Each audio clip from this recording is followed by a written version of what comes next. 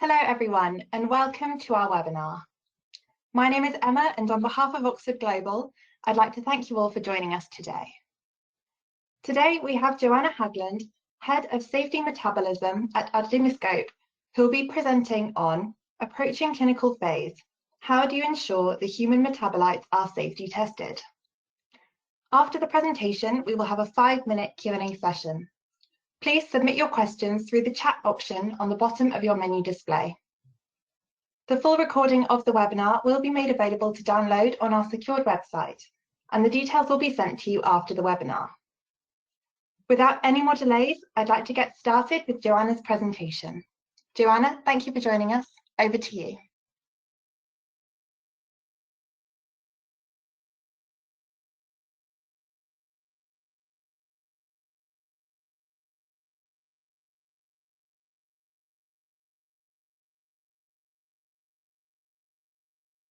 Fantastic. Johanna, we can see your screen, but we can't yet hear you.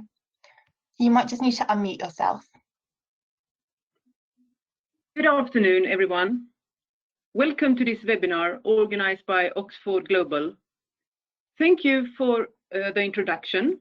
And most probably you have figured out what a webinar is all about from the title. Probably you are managing projects that already are in or are approaching clinical phase. You might know a lot on how to ensure human metabolites are safety tested, or you might just have heard that MIST is required prior to large clinical trials. Regardless, I want to share with you our view on how to ensure human metabolites are safety tested. Metabolites in safety testing is a large topic where I still hope I will be able to share with you briefly the principles of MIST, what are the tools available, and how, when, and why to use them to understand your project status in relation to MIST recommendations. The aim is to increase the awareness.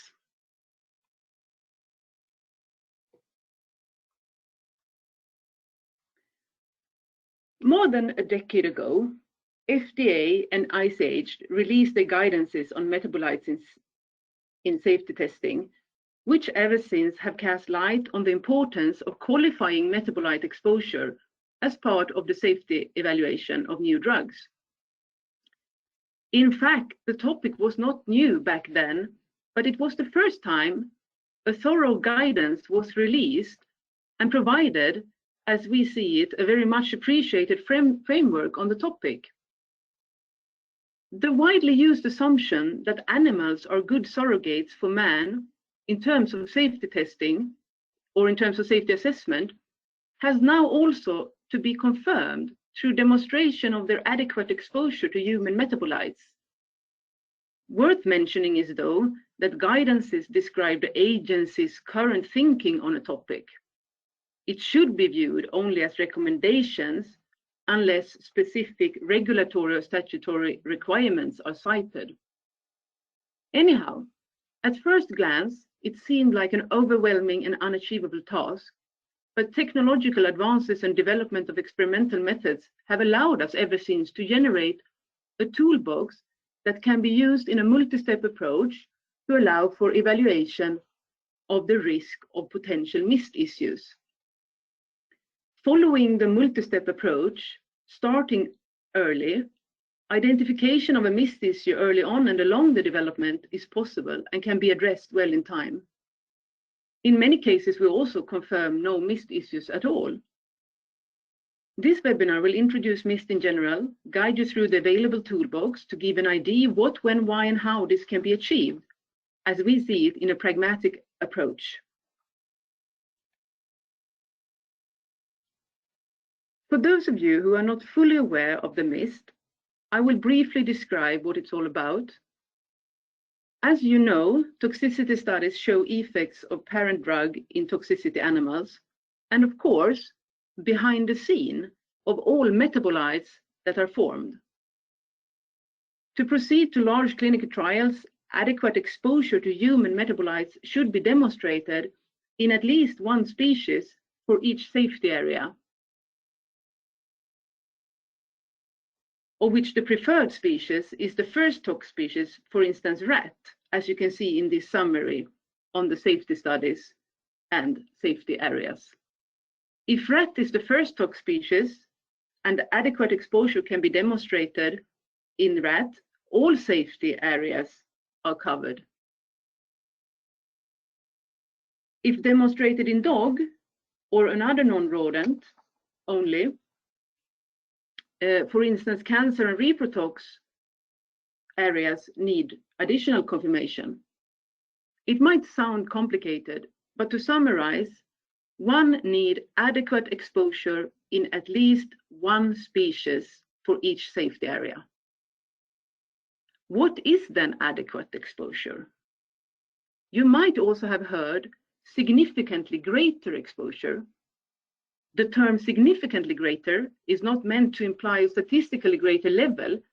Differences of more than twofold in mean AUC are generally considered meaningful in toxicokinetic evaluations, whereas for characterization of metabolite toxicity, it would generally be considered adequate when animal exposure is at least 50% of the exposure seen in humans. Sometimes this is also expressed as human, like opposite, that human exposure should be less than 2 times the animal, which is the same. And if you look at the latest revision by FDA 2020, it is even written, should approach human exposure.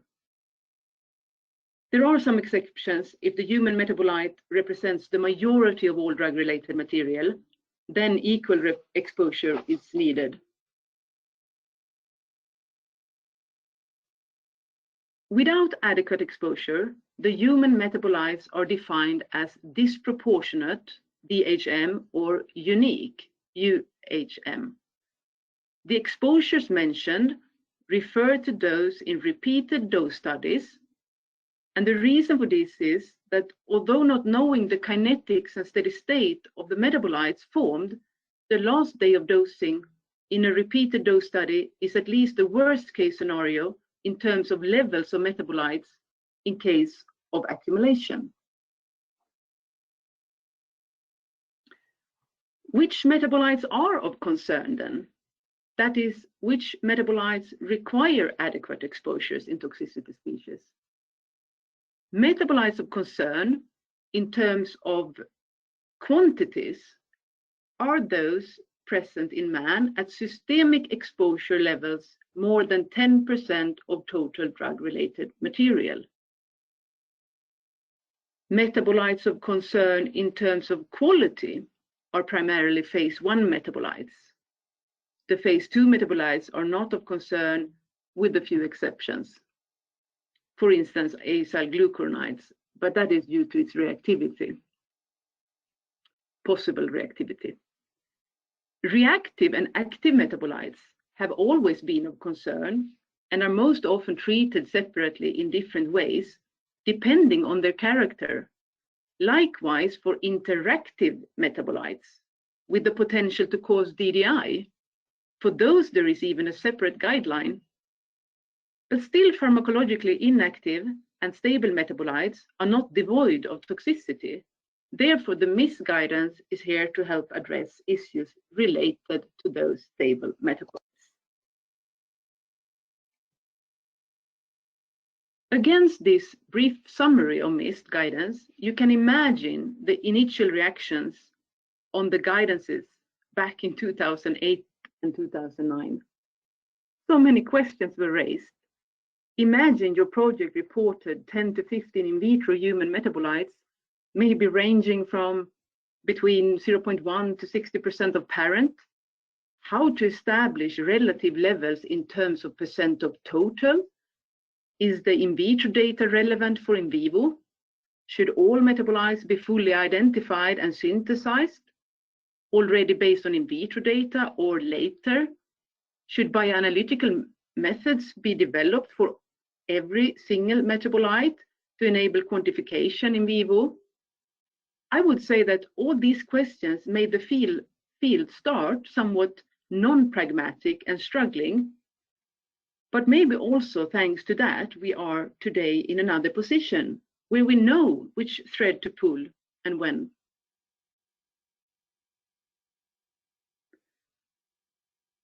The technological advances, the development of experimental methods, experience from this decade, and learnings from projects have made us look at the MIST evaluation as a multi-step process, utilizing a toolbox where each tool is used whenever available and needed to increase the confidence of not having a MIST issue, or to support the project to identify a potential risk and where to add focus and additional efforts. First of all, and most importantly, there are some critical studies performed during development, which can and should be utilized in the evaluation process. Secondly, there are a bunch of additional tools that can be used on top of this whenever needed and feasible. I will try to guide you through this, and hopefully in the end you have a better view on what can be done when and why. Several steps depend on results from the previous step, and you have to imagine your own data, questions, and tools required, because every project is unique. But I would say it always starts with the in vitro cross-species comparison.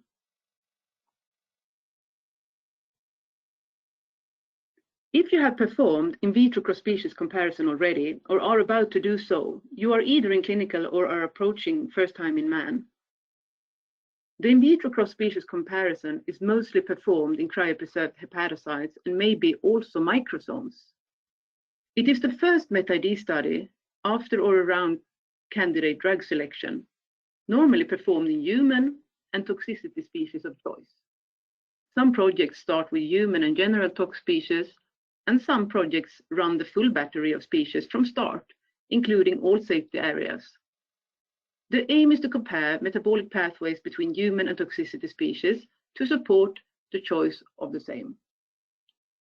Still, I believe, others might think differently, that it requires a lot to change toxicity species based on metabolic discrepancies in vitro only. But the in vitro data gives relative levels of metabolites in each species studied. However, as you might know, in vitro do not perfectly correlate to in vivo, neither quantitatively nor qualitatively. And referring to the suboptimal correlation between in vitro and in vivo, the discrepancies are often related to lack of enzymes or pathways, or quantitative differences due to the fact that in vitro is more of a static one compartment system compared to the body, where metabolism occurs in a dynamic environment with several compartments, dependent on, for instance, transporting. Multiple sequential metabolism is another important reason for in vitro in vivo discrepancies. Still, this is the best first option you have to at all get a feeling of the metabolic fate of your compound. Just an example on a multi-sequential metabolism, that is imricoxib, where one of the major metabolic pathways are the formation of the carboxylic acid, which also is the major metabolite in vivo, corresponding to 68% of the systemic exposure and 77% of the clearance, starting with the oxidation on the benzylic carbon, followed by aldehyde formation and further oxidation to the acid. For imricoxib, the acid was never detected in vitro and was later demonstrated to be a result of the negligible formation of the aldehyde, which was shown required to proceed to the acid. In vivo, the barrier of the aldehyde formation was easy to overcome under dynamic and physiologic conditions, but here two important metabolites were underestimated and missed. Another tricky functionality is piperazine moieties, which also undergo multiple sequential metabolic pathways that might differ in vitro and in vivo.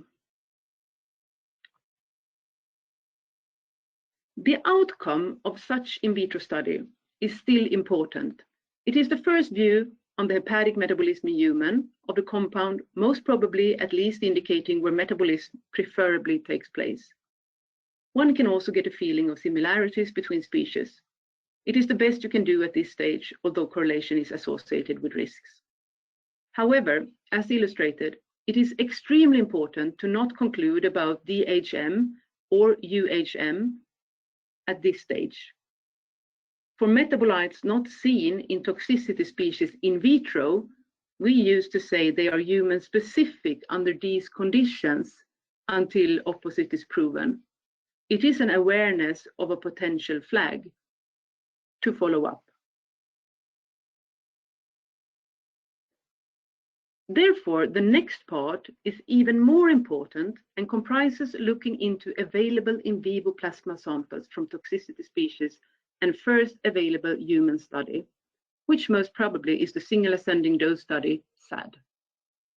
Waiting for the repeated dose studies in man and toxicity species, that is, the repeated dose studies in man and toxicity species, that is MAD for human and the first GLP tox studies for tox species. That might be a waste of time.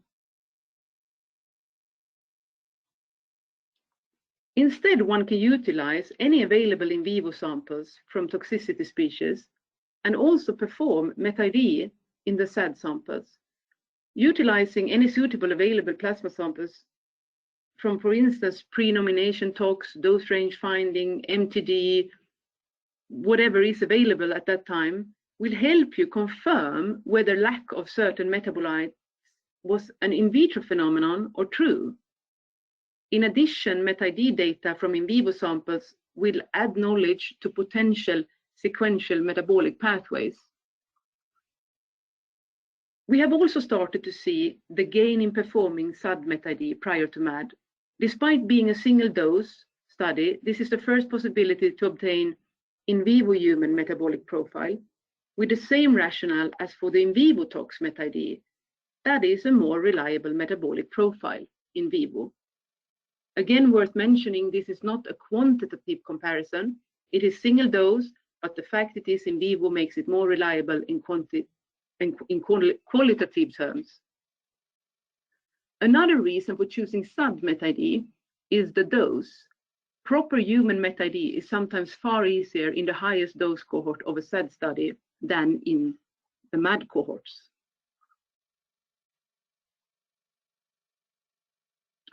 So what is definitely often the outcome is the additional mechanistic knowledge, thanks to the high doses and the enabled sequential metabolism in vivo. At this stage, it is possible then to more properly compare the metabolic pathways between human and tox species and to increase the confidence in future potential to demonstrate adequate exposure or an increased understanding on the potential risk. Flags previously raised can now be deleted. Still, new questions might have been raised. This data demonstrate what potentially also could occur in vivo in man that was not detected in vitro. This is therefore preferably confirmed by SAD MetID, particularly if the MAD study is late, far away, or performed at lower doses. It all gives a better picture on potential issues, on which metabolites might be of concern from the human perspective, and a better picture on the probability to be present at adequate levels in toxicity species. It might even initiate some specific effort in metabolite synthesis already now, but now on a good ground. So, now to the most exciting part, where quantitative aspects are considered. The MIST analysis, the ultimate exposure comparison of metabolites between human and the toxicity species.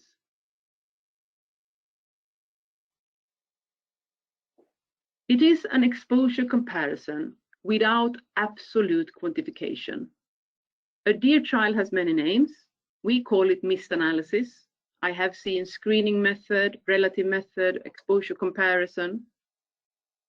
The based on samples from repeated dose studies, which for human most commonly is the MAD study, and for toxicity species, the short and long-term 1 to 9 month GLP general tox studies, whatever is available at the time of analysis.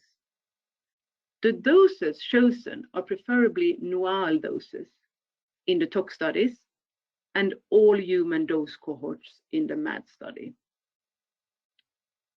The approach comprises utilization of AUC pools of plasma for each species, dose group, cohort, and gender. Initially, cross-individual time pools are generated over a dose interval, for instance, 0 to 24 hours. These cross-individual time pools are further used to generate AUC pools over the same interval through the so-called time proportionate pooling. The AUC pool of each species is then matrix matched with blank plasma of the other species to generate comparable matrix effects. And all samples are analyzed at one occasion. And here you can see an example on AUC pools of one human dose and the 2 tox species. The MS peak area of each metabolite is equal to the mean concentration over the 0 to 24 hour, which is equal to exposure. And this is due to this time proportionate pooling.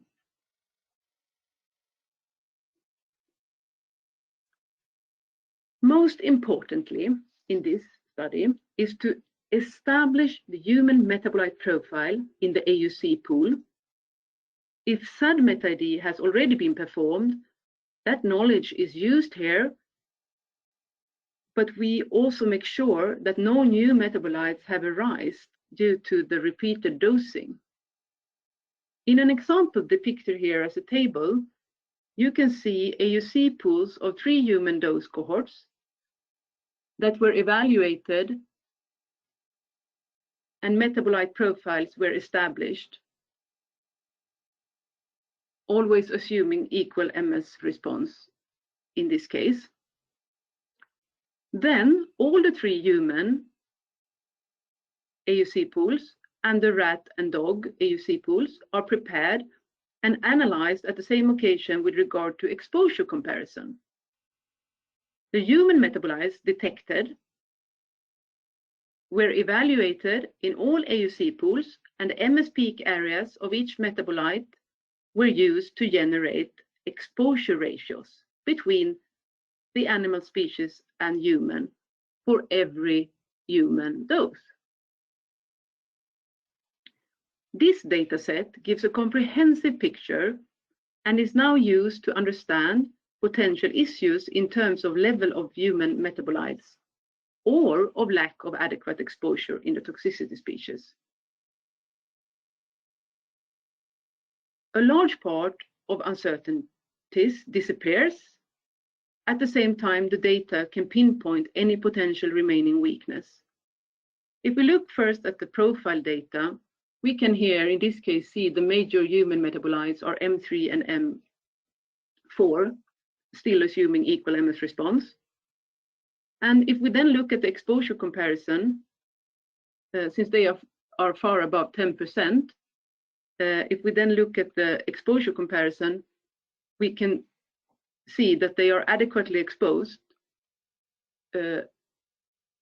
definitely in the low and mid dose, but also in the high dose where we have adequate exposure in dog for M3 and in rat for M4. The one covered in dog needs confirmation in second reprotox species and second cancer species. But that information you get from this type of data set. If we then look at those metabolites lacking adequate exposure in both species, we can use the metabolite profile table to most probably realize that M7 and M9 will not be of concern due to their low relative level. And if we look at M5 and M8, they have no adequate exposure in any of the species. They are still below 10% of total, but they are at 4% about. which means that they can easily correspond to more than 10%, considering potentially lower ionizing ability in the MS. By looking at the structure of these metabolites, I would say no in this case, rather the opposite. But of course, one cannot go to FDA and say, Johanna said. Why I would flag this and use some of the additional tools available to investigate further to increase the confidence of their risk of being more than 10% of total. I can discuss this data forever, but the aim was to illustrate the usefulness of such data set for identifying missed issues and or risks, and to understand if there are additional tools that can be used to confirm or mitigate the findings.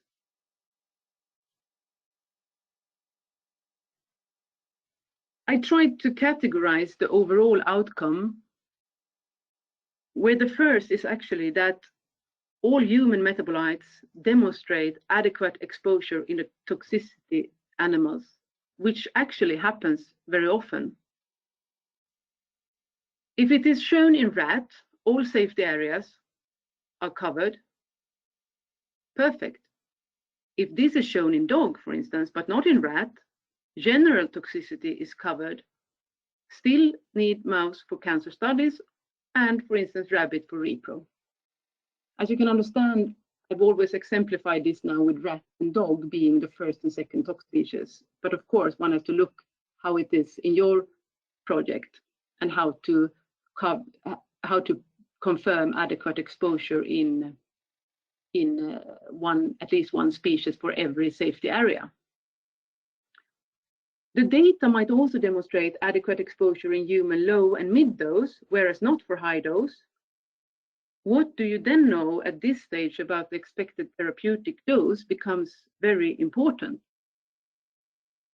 And finally, data might demonstrate lack of adequate exposure in toxicity species for one or maybe several metabolites at a critical human dose.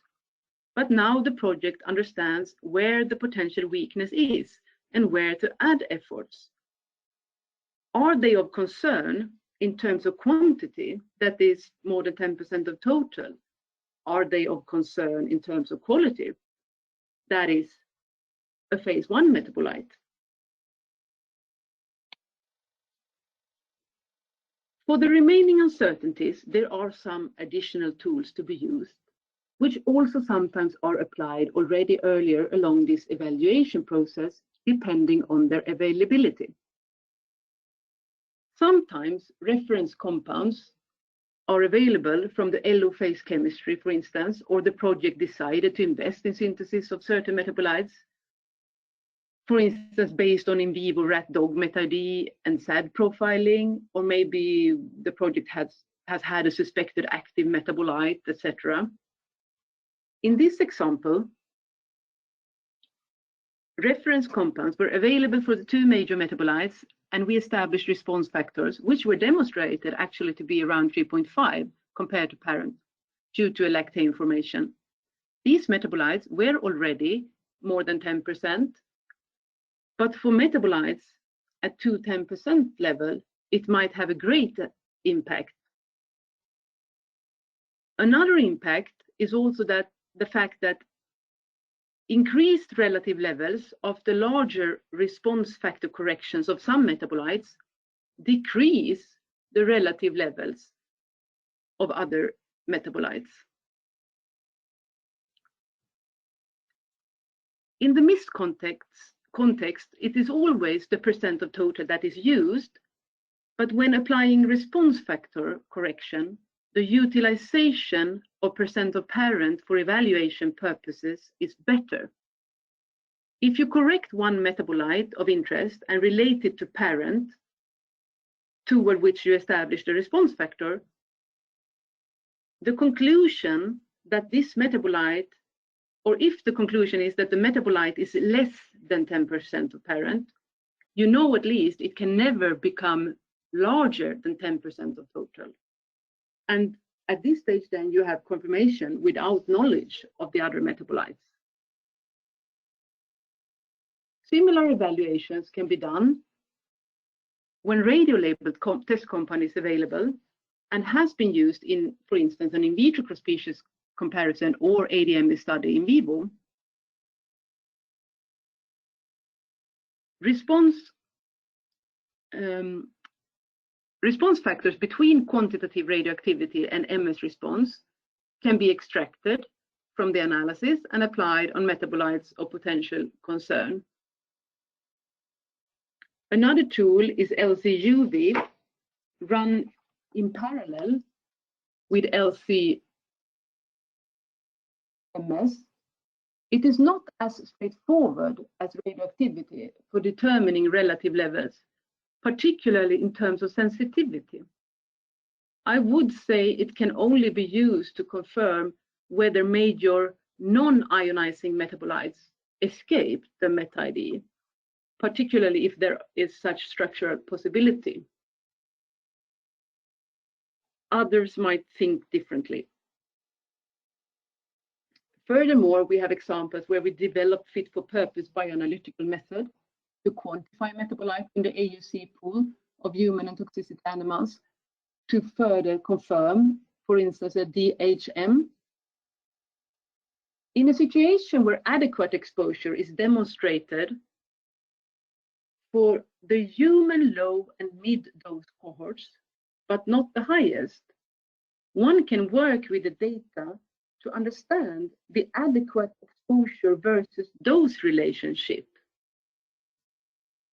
As depicted here, you can see that the exposure ratios have been plotted against the human dose for 3 metabolites. And in the low dose, 20, and the mid dose, 60 mg per day, the exposure ratio is more than 0.5, which is adequate. The green line here is 0.5 threshold. Whereas you can see for the highest dose, they are all below and not adequately exposed. But plotting like this, you get a feeling of how far off you are in relation to the human dose. Normally, you might not know exact dose here, but you might know maybe for sure that the highest dose is not going to be the therapeutic dose. In some cases, kinetics of a certain metabolite might be of interest. Then the cross-individual time pools that we generated to further generate the AUC pool, those time pools can be used for evaluation of a particular metabolite by analyzing every single time point and plot the level versus time. Additional species can be evaluated in vitro to confirm at a certain point the possibility of finding additional species that might form a metabolite of concern. Even in vivo samples can be used if available. As you can see, there is a toolbox which allows the project to apply a pragmatic approach to identify and quantify risks of having a missed issue, and also to mitigate along the evaluation process, but always with focus on the relevant risk.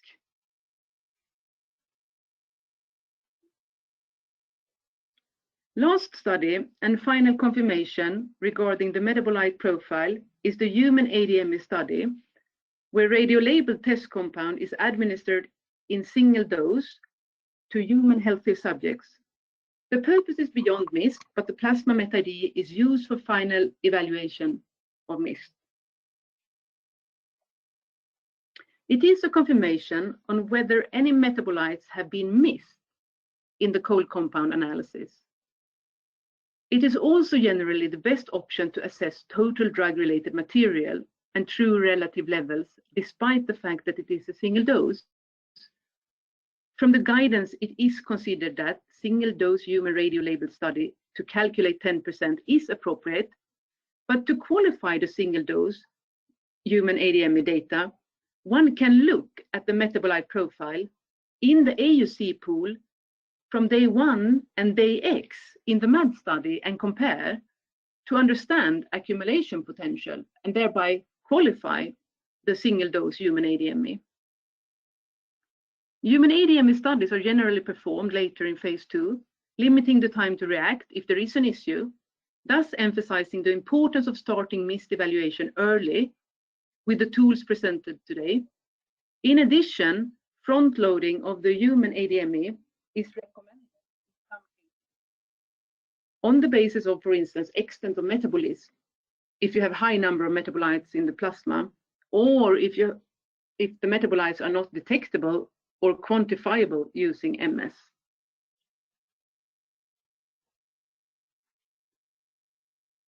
Most of the times, animals are good surrogate for man in the safety evaluation, also when it comes to exposure to human metabolites. Still, there are situations where UHM or DHM are a fact and has to be addressed. However, the idea with this evaluation process is to step by step become aware of the needs to avoid delays and at the same time to prepare in a balanced rate.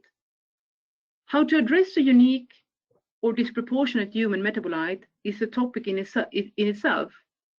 But briefly, I can mention it comprises bioanalytical confirmation of the non-adequate exposure of that particular metabolite, and when and if confirmed, either find a species that forms the metabolite at relevant levels or dose the synthesized metabolite to the species of concern, depending on safety area. As you can imagine, there are pros and cons with both approaches. But that will be another webinar. Before closing the toolbox and ending this talk, I want to wrap up with the following message, or the following messages. Every project is unique. Start early, then you have time to mitigate risk and address issues. MIST evaluation is not a single study. It is a process by which confidence is built through different steps in the development phase. Be critical to in vitro data, useful but not perfect. Early human meta-ID is a strength. The MIST analysis, the exposure comparison per se, is a critical step. Choice of approach depends on the behavior of your compound, and this work requires continuity of knowledge and cross-discipline thinking between chemistry, safety, clinical, and DMPK. Don't forget to communicate with authorities. Be pragmatic, and MIST will clear. Thank you for listening. Thank you very much, Johanna, for that fantastic presentation. Now, I would like to open the floor for discussion. Remember to send us your questions using the chat feature of the platform. So the first question that I've had through already is, can you clarify the choice of doses for the MIST exposure comparison? Yes. So what you want to do is that you want to demonstrate that you have metabolites present at levels high enough or adequate in the toxicity species. But if you do that, I mean, if you take as high dose as possible in the toxicity animal, of course the probability of having higher levels is larger. But you can't take a dose which has demonstrated adverse effects or toxicity, because then it's not a safe dose. So you have to show the adequate exposure to human metabolites in a dose in the toxicity study that is without toxic effects, which would be NOAEL. And preferably you don't want to go lower than that, because then the risk is, of course, that the metabolite levels will be even lower and adequate exposure is not proven. So in terms of toxicity species, I would use NOAEL doses. And if they differ between male and female, you treat them differently and do the exposure comparison in separate genders. And there is one thing that can happen. It could be so that the higher dose is not null because of a species-specific finding. Then later on, if you have coverage in that higher dose, but not null, it might be possible to find out that this is rat specific or dog specific and therefore is not relevant for humans, but that you don't know at this stage. That you know first when you come and discuss with authorities, etc., etc. So sometimes null and one dose higher can be included in the exposure comparison because you might not want to redo it. But null is the preferred doses. And in terms of man, it is all the MAD doses, because most probably at this stage, it is not known exactly which human dose is the therapeutic dose, but it has at least been determined the range in the MAD study based on previous SAD data and efficacy, etc. Absolutely. Thank you so much for that. We have another question through here, which is, what about mist in patients? Is it needed? The point is to demonstrate that the human metabolites are adequately exposed in toxicity animals, and therefore the most relevant population is of course to be used. So normally we do the mist comparison on healthy subjects in the MAD study, but we also recommend that when patient samples are available, one should look at the profile, the metabolite profile in those, and compare. And if they are similar to the healthy subjects, then they are qualified in the mist exposure. But if they differ a lot, an exposure comparison is needed against the toxicity animals. I mean, it could be due to renal impairment or hepatic impairment or something, which is logic. I mean, if they are different, they should be checked. That's great. Thank you so much. And the final question, unless we do receive any more through, and I'd just like to remind our attendees that you can submit further questions using the chat feature on the platform. But this question is, how do you treat different genders in the mist exposure comparison? Yeah, so one can then decide to either pool the AUC pools of male and female in the tox species, or you can evaluate them separately. And it depends a little bit how much work you will do. If you have different kinetics between male and females, I would definitely treat them differently, because then you most probably have different metabolite profiles. It can mean then that you have you don't have coverage in male, but you will have adequate exposure in females, for instance, which is enough. It could also be so that the null is different in male and female, and then you definitely have to treat them separately.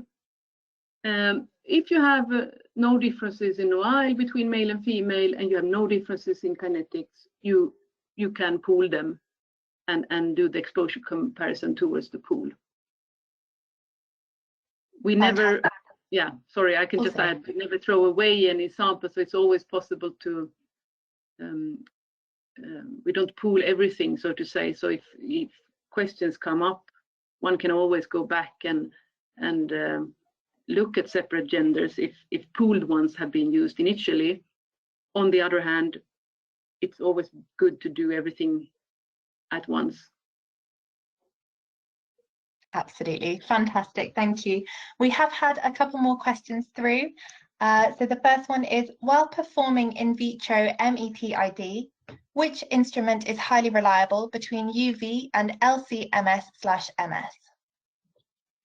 Sorry, can you take it again? Absolutely.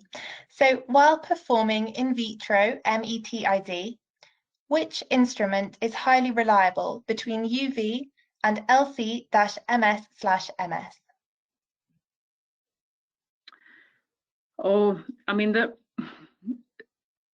what I would say to start with, when we do MetID, we use high resolution mass spectrometers to be able to have specificity that we really can say that this is the particular metabolite. What one does when you do LC-MS UV analysis is that you run UV in parallel to the MS. So it's you get an LC UV chromatogram and you get an LC MS chromatogram. And you have to have an UV system that is compatible with your LC system. I mean the flow and the volumes and etc. And but the problem is, yeah, and we also use diode array detectors, so we can use UV wavelengths, different wavelengths, because every compound has a different preferred wavelength to be analyzed in. But the problem is that the point with UV is that you have you treat it as radioactivity, meaning that you think that you have same response if you have same amount of molecules eluting, you will have same response, whereas in the mass spectrometer it's a matter of the probability of being ionized. But quantifying by UV is not as sensitive, which means that you might not get proper data on small peaks, and you also have to be sure that you have separation between the metabolites so that you don't have two metabolites within a UV peak. So there are, yeah, I don't know if this is the answer, but high resolution MS and UV, but it's not necessarily the system that makes UV useful. It's other issues. That's great. Thank you so much. And I believe the final question that we'll use to wrap up this Q&A session is what are the best sites where this data can be stored and retrieved for analysis? Could AI be used to help with prediction of metabolite properties or aspects of that phase? So the question was that where the data, I'm sorry, I didn't really get the question. The best sites where the data could be stored and retrieved for analysis was the first part. The data. I'm actually sorry. Could this question be forwarded to me via email, and then I could? No problem. Absolutely, we can put you in touch with that attendee following the session. That's fine. Yeah, I think so. Perfect. Well, that's great. Thank you so much, Johanna, for taking on those questions, and thank you again for your excellent presentation. This webinar is part of the run-up to our Discovery Week Online, which is part of our Discovery series taking place on the 1st to the 4th of June virtually. If you'd like further information on the Congress or would like a copy of the conference programme, please contact the marketing department or visit the conference website. On behalf of Oxford Global, I'd like to thank everybody for joining us again, and I'd like to say a big thank you once again to Johanna, who has put a lot of time and effort into making sure this webinar was as interesting and valuable as possible. So thank you again all for attending. We hope you have a great day, and we look forward to welcoming you to one of our future events.